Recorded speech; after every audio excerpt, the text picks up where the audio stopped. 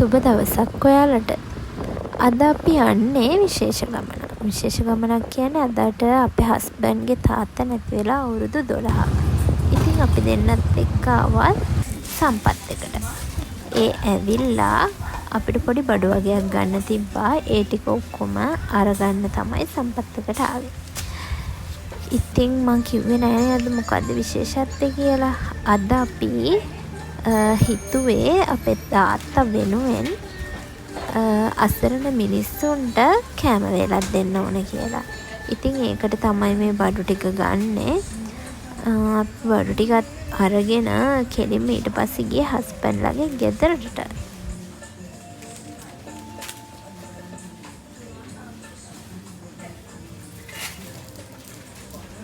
අද දවසේ අපි මේ කරන පුංචි පින්කමේ ඒ පින අපේ ආදරණීය තාත්තට අනුමෝදන් වේවා කියන සිතුවිල්ලත් හිතේ තියාගෙන තමයි අපි අද මේ වැඩේ මේ විදිහට කරන්නේ. අපි ඉතින් දානයට අවශ්‍ය කරන හැම දෙයක්ම අරගෙන හස්බන්ඩ්ලාගේ ගෙදරට ගියා.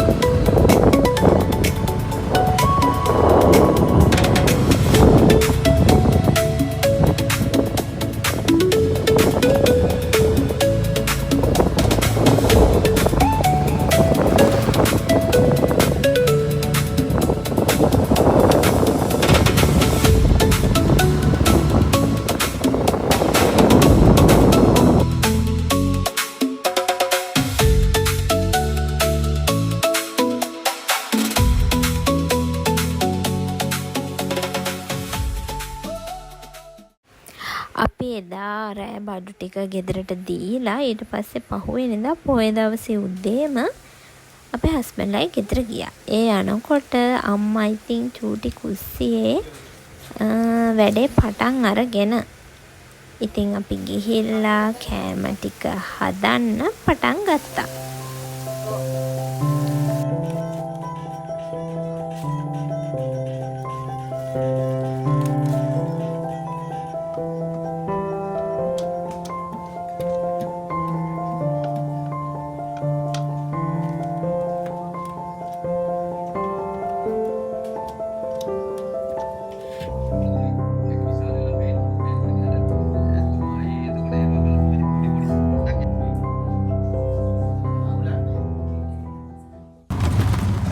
කෑම ටික හදාගෙන අපේ යාළුවා මේ යාවත් කතා කරගෙන අපි ඉතින් කෑම ටික බෙදන්න මේ විදිහට ගියා.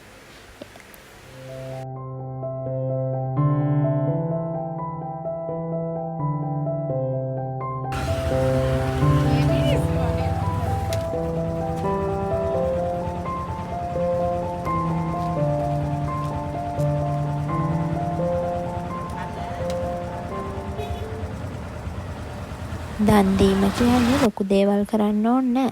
අපි පිරිසිදු සිතින් දෙන පුංචි දෙයක් වුණත් ඒ දෙයකට ලොකු වටිනාකමක් තියෙනවා.